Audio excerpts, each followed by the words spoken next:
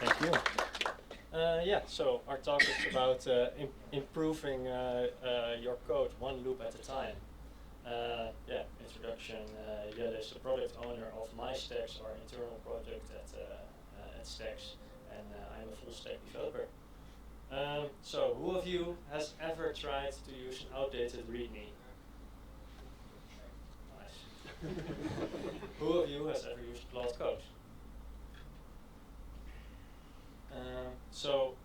One of the things that I do at Stacks is, well, I'm working on some core projects, but I'm also, part of my job is also to check out many different projects that we have and check if there are some patterns that can be improved, or, well, one of the things I regularly sometimes run into is that the README for a project is not up to date, which is kind of annoying. So I started using Cloud Code to just set up the project for me. So what I typically do is I'm working on one thing on one screen, and then I spin up, and then I have a different screen where I instruct Cloud Code, okay, hey, set up this project for me, try to go through the README step by step, blah, blah, blah. And then basically it will set up the project for me while I can focus on some other work. Yeah. So basically, this is a repetitive task. So every time I had to get a new project up and running on my machine, I had to instruct Claude again and again. Basically, I could do this same thing over and over. So why not just capture whatever I was doing in a prompt and then pass it to Claude and then fix it for me. So our solution was to come up with prompts for recurring work. It's basically to kickstart work using these prompts, and we created some sort of internal tool so that we could access these prompts easily. So basically what we did was just simply set up a folder structure and have some markdown files describing, hey, for this particular situation I want to kickstart my work using this prompt, and for this situation I want to kickstart my work using that prompt. So basically,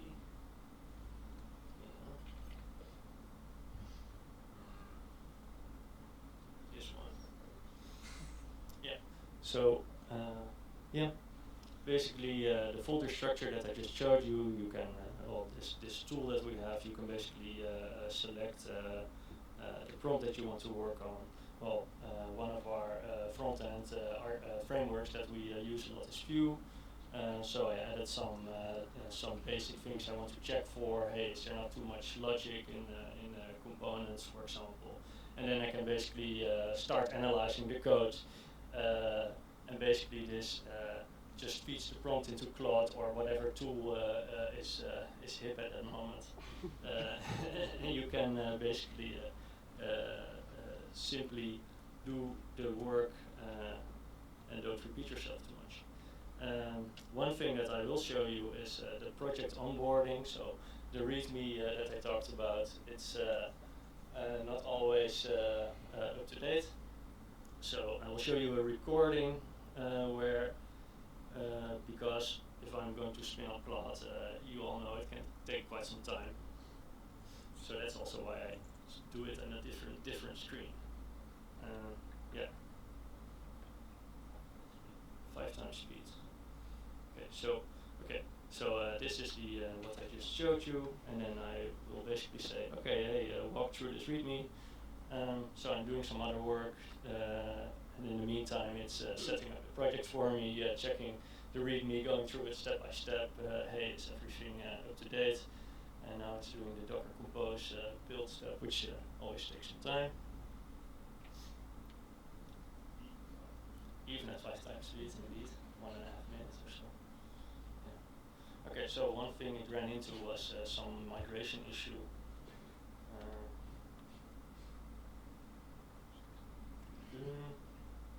Yeah. So at the end of everything, it's giving me a summary that, well, basically everything works okay-ish. There was just one step missing in the README, a migration that had to be ran manually. So, I could have done this myself, but I can also focus on other work while this is happening on a different screen, basically.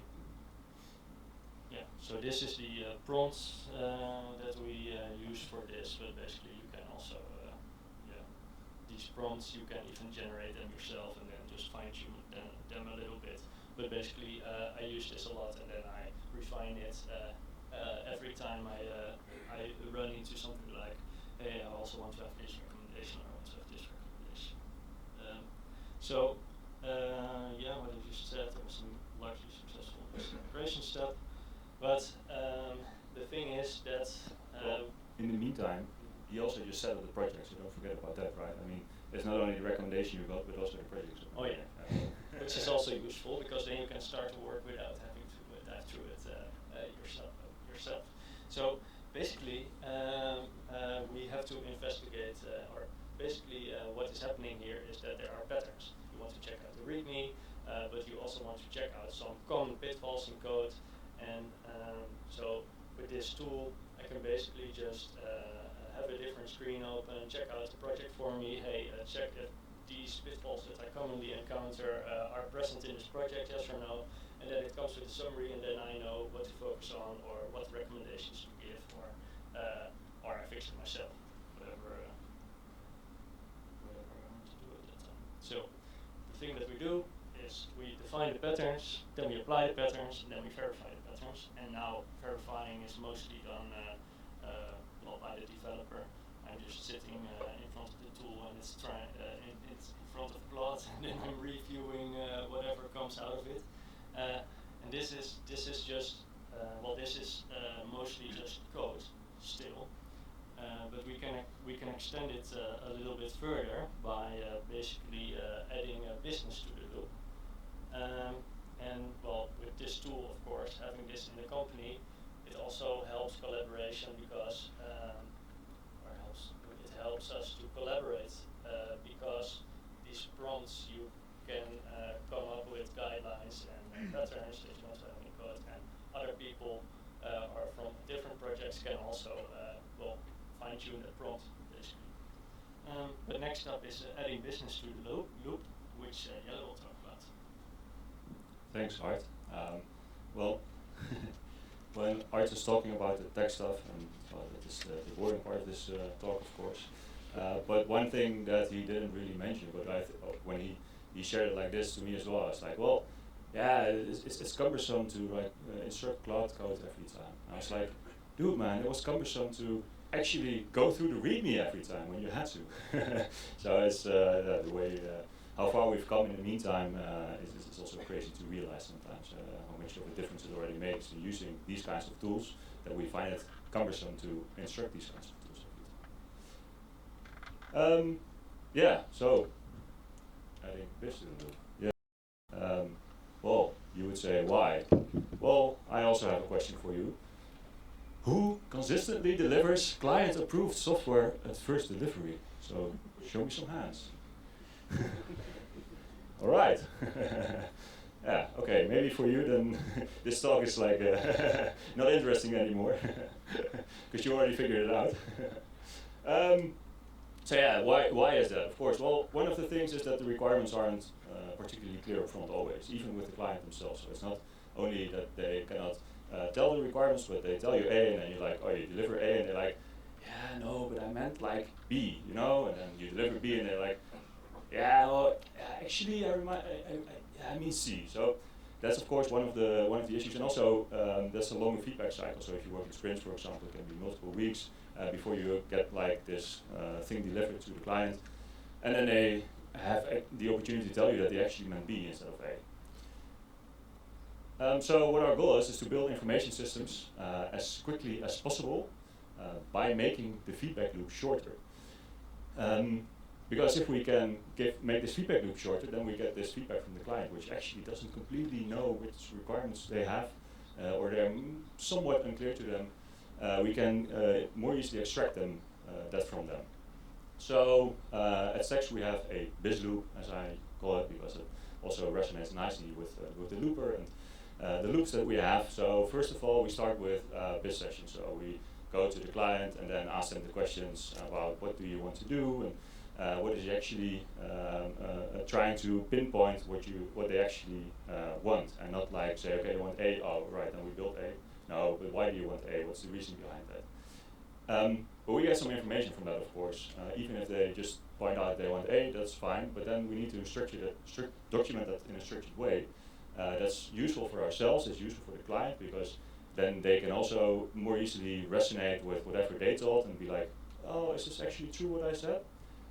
But also it's useful for an LLM because some people think that you can throw anything at an LLM and then it will get the result for you, but of course that's not completely true.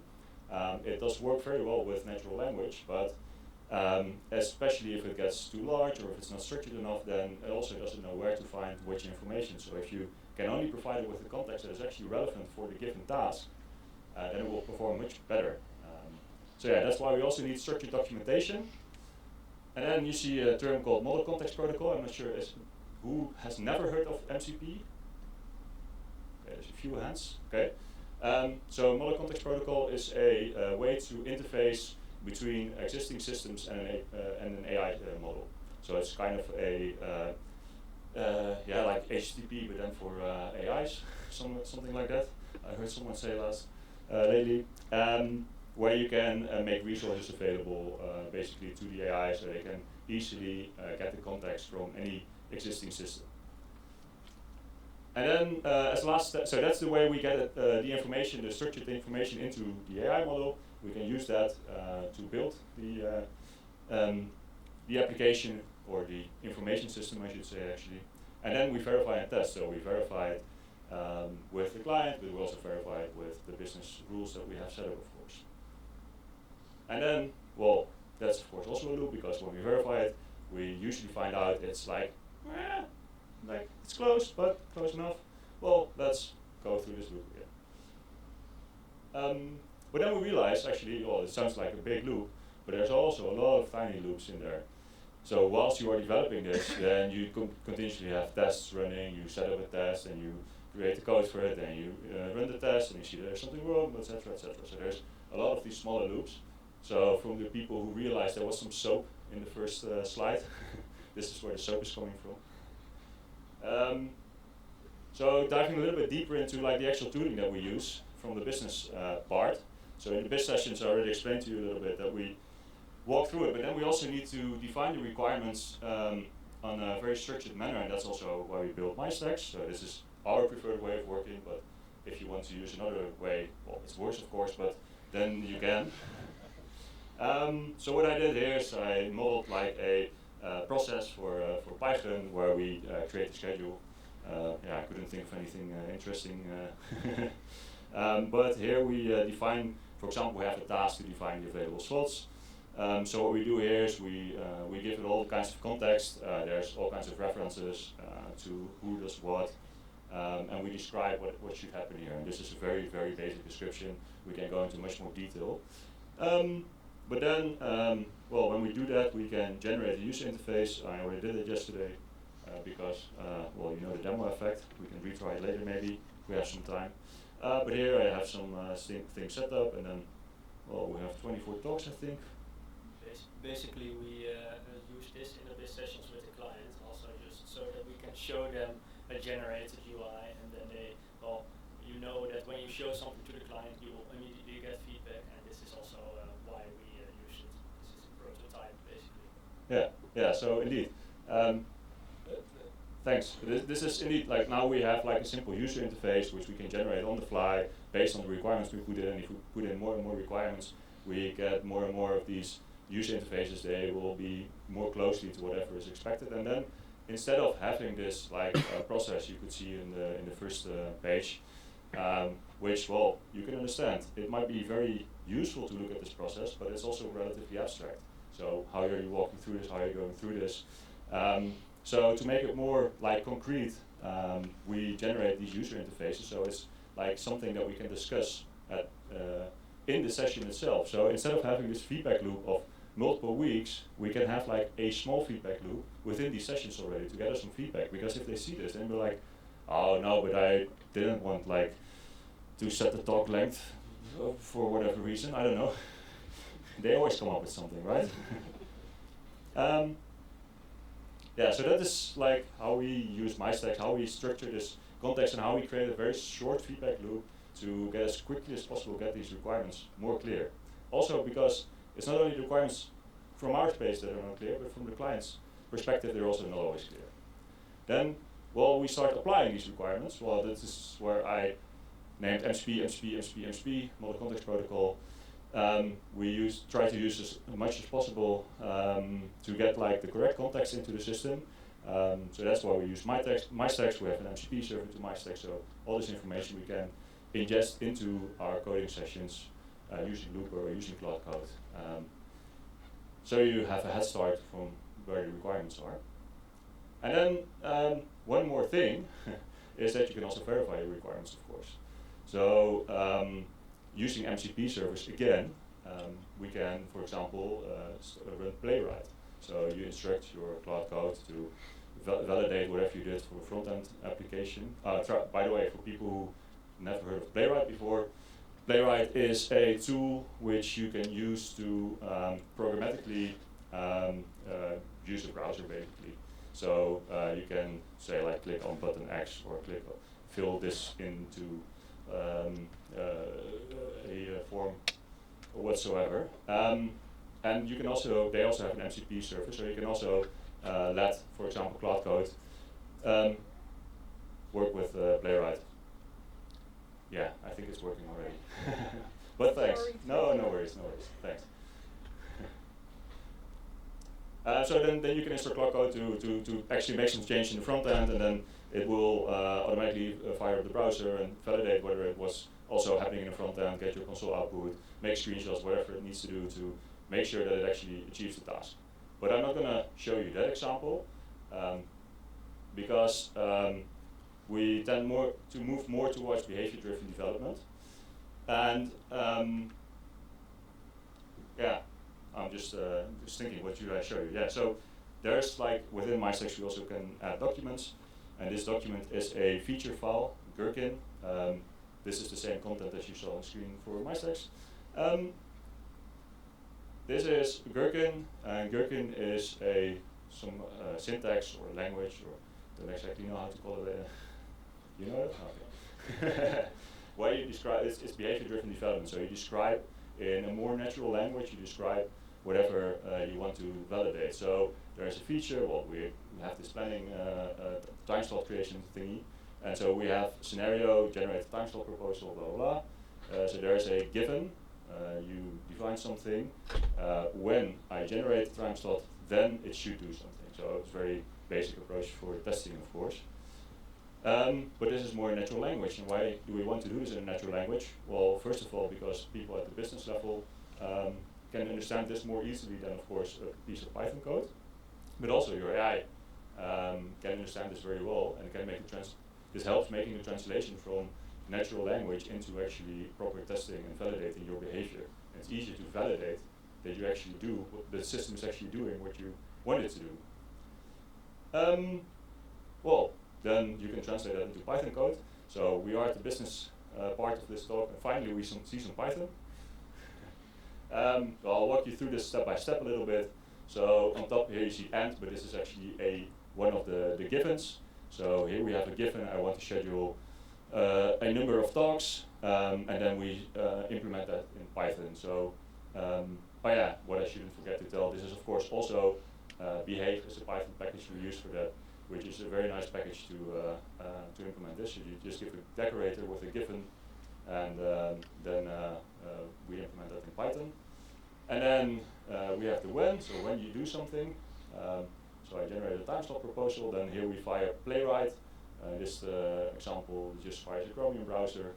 And then it starts like filling the start time, for example, with the context that's set, because this is already set from the given. And then you have literally the then. It should do something, so we can here also say then it should have expected count of time slots. Well, then we can assert this data from context. As you can see from the given here, it sets the time slot because it loops through the results of whatever it saw in the browser actually. So you do a complete end-to-end test based on behavior. That's actually trying to do what the client would also do with your system, right? So, yeah, now we have two loops, this loop, dev loop. Yeah, they interact with each other. Don't really know what to do with this picture, but I created this yesterday evening. And then you see like all these smaller loops around this, and then I was like, yeah, okay, it's two O's, so maybe we have a new logo, I don't know yet, but this is just something that we're thinking of. So yeah, in short, let the AI do the boring stuff, so you can do the exciting stuff. Thank you.